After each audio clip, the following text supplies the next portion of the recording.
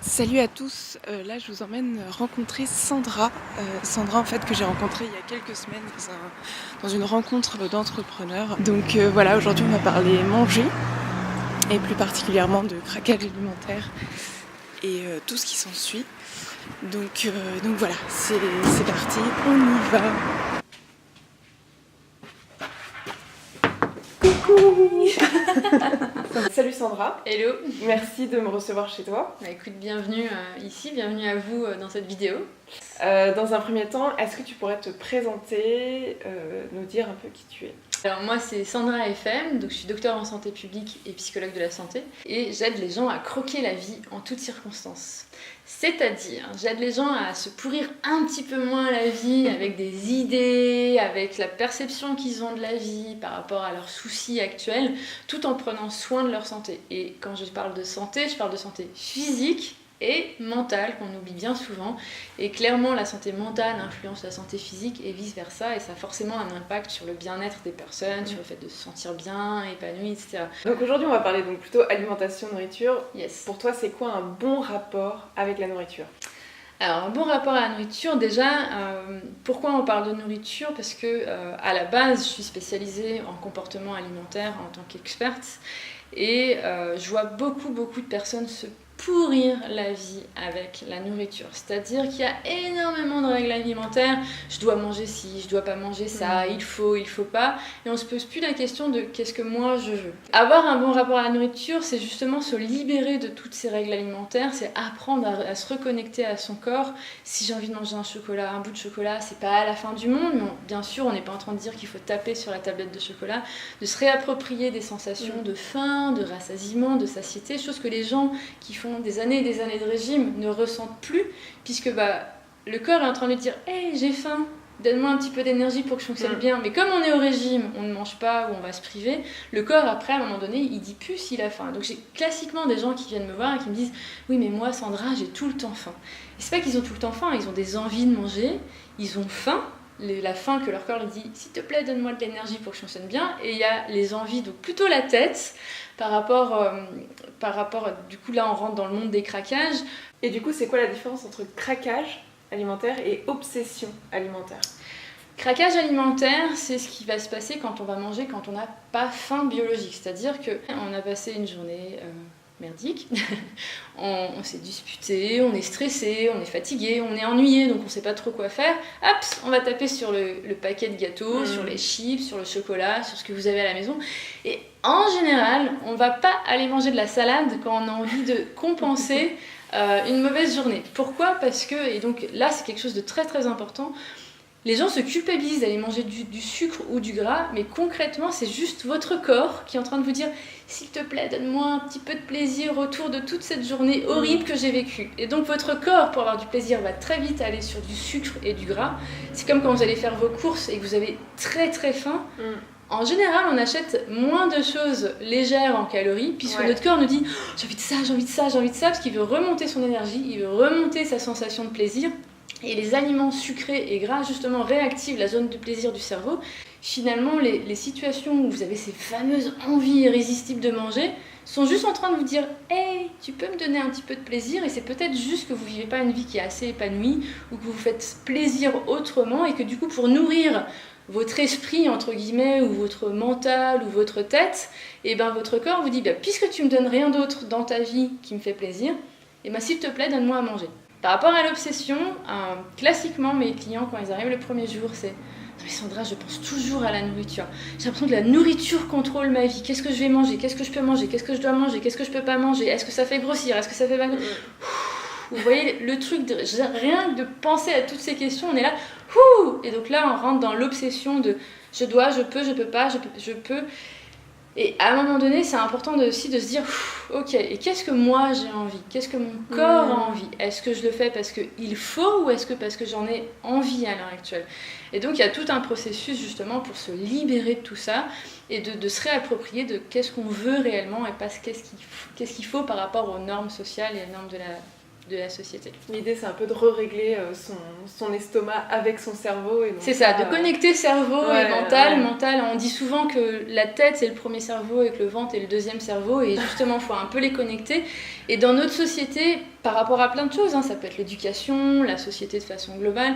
Combien de fois, par exemple, et ça peut être un sujet s'il y a des mamans qui nous écoutent, on entend des mamans dire aux enfants « Si tu finis ton assiette, là, t'as pas le choix, tu finis. » L'enfant est en train de dire « Maman, j'ai plus faim. » C'est lui qui ressent les sensations dans le corps de « j'ai plus faim ». Et quand on oblige l'enfant à finir l'assiette, on déconnecte l'enfant de ses sensations. Donc à un moment donné, ce qui va se passer, si on répète la situation plusieurs fois, c'est que l'enfant va grandir et il y a des grandes chances de ne plus ressentir la satiété.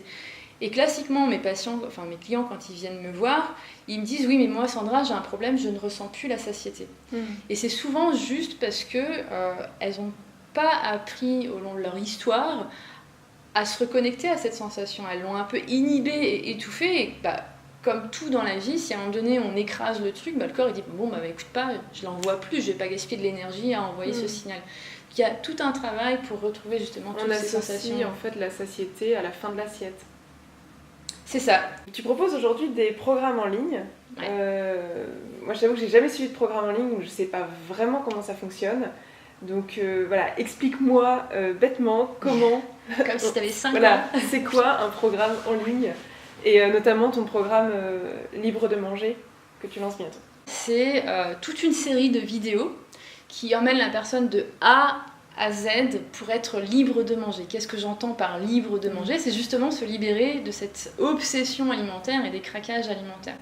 Donc ce qui se passe, c'est que tous les 2-3 jours environ, il y a des nouvelles vidéos qui se débloquent et en dessous de chaque vidéo, il y a des exercices pratiques. Déjà, première étape que la personne peut tester par elle-même. En dessous de chaque vidéo, il y a tout un espace de commentaires. Donc la personne va pouvoir me dire est-ce que ça s'est bien passé ? Est-ce que ça s'est mal passé ? Est-ce que c'était génial et il y a eu une superbe conquête par rapport à d'habitude ? Est-ce que c'est difficile et en quoi c'est difficile ? Et moi, je vais la guider au long de tout le programme à justement, dès qu'il y a un doute, je suis là justement pour répondre aux questionnements, etc. Donc c'est un vrai programme d'accompagnement qui va parler de chaque étape pour avoir un bon rapport à la nourriture, pour être libre de manger. En plus de ça, il y a un groupe Facebook privé donc, où je réunis toutes mes clientes qui sont en lien avec le rapport à la nourriture.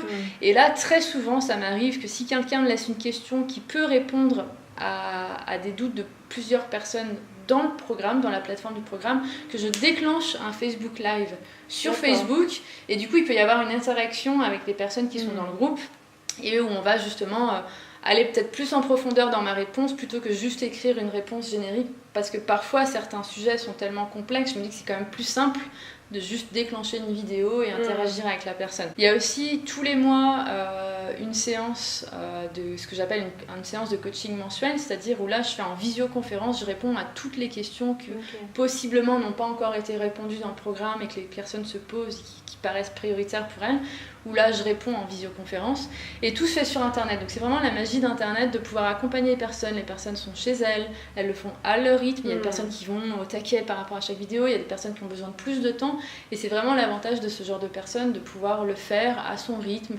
et le principal vraiment c'est que les personnes appliquent et persévèrent et qu'elles puissent avoir justement cette liberté de manger petit à petit dans leur vie. Donc le programme dure 6 mois, mais vous avez accès à 1 an, et ça donne clairement le temps aux personnes de faire les choses à leur rythme, mais d'avoir des vrais outils pour qu'à la fin du programme, dans 1 an, on ne me refrappe pas à la porte en me disant là Sandra, je rechute, qu'est-ce que je fais ? Là, je donne vraiment des outils. Justement, d'ailleurs, le dernier module, c'est qu'est-ce qu'on fait en cas de rechute ?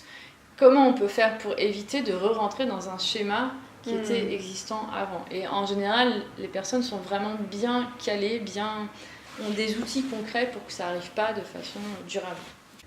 Quelles sont les thématiques en fait que tu abordes du coup dans ton programme ? Alors, il y a plusieurs modules, c'est-à-dire qu'il y a un premier module qui va être les bases.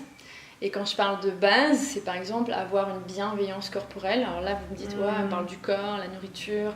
Et effectivement, ce qu'on peut observer, c'est que la plupart des personnes qui ont un mauvais rapport à la nourriture ont aussi un mauvais rapport à leur image du corps. C'est pas une question de surpoids, obésité. Parfois, on peut avoir IMC normal et de ne pas se sentir bien dans son corps et d'enchaîner régime, mauvais rapport à la nourriture, etc. Donc il y a toute une première phase où on travaille la bienfaisance corporelle, les premières bases sur c'est quoi justement un rapport sain, un rapport non sain à la nourriture, etc. L'importance de l'activité physique, en quoi ça a un lien avec la nourriture, avec les sensations de faim, etc. Donc il y a tout un module de base.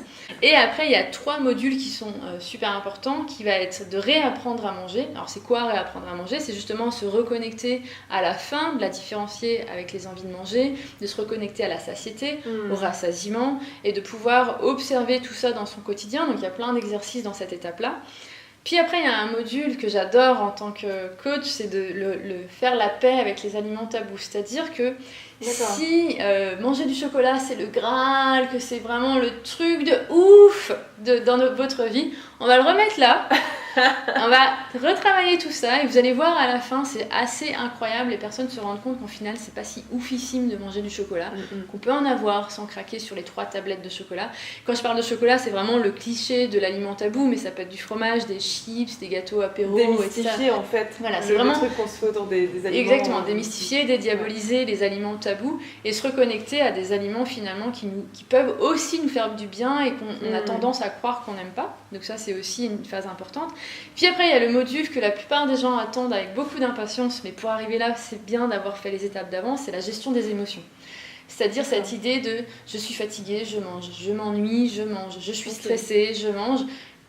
Déjà, pourquoi ça arrive et comment on peut faire en sorte, quelles sont les stratégies, les outils qu'on peut mettre en place pour que ça n'arrive pas systématiquement et comment on peut accueillir davantage ces émotions.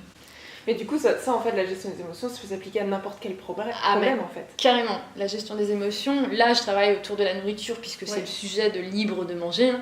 Mais finalement, ce qui est très drôle, c'est qu'on voit très vite que les gens non seulement améliorent leur rapport à la nourriture, mais qu'en plus ça a un impact dans leur vie de couple, avec leur rapport avec leurs enfants, avec leur travail. Merci Sandra. Bah, écoute, de rien, avec plaisir. J'espère que ça a aidé justement ta communauté à vraiment la tête avec la nourriture. On se calme avec la nourriture. Donc voilà, je viens de quitter l'appartement de Sandra. Donc c'était vraiment chouette. J'espère sincèrement que ce type de vidéo ça vous a plu. D'aller un peu à la rencontre de personnes qui font des choses cool. N'hésitez pas à liker cette vidéo. Rez-de-chaussée. Rez-de-chaussée. Mettre un pouce bleu, tout ça. N'hésitez pas donc à vous abonner. Et je mettrai toutes les infos en description. Et vous pouvez laisser des commentaires. On vous répondra avec Sandra, enfin surtout Sandra. Enfin surtout sur ces sujets-là. Donc voilà. Je vous fais des gros bisous. Et puis je vous dis Kenavo. Regardez comment il fait beau à Saint-Malo.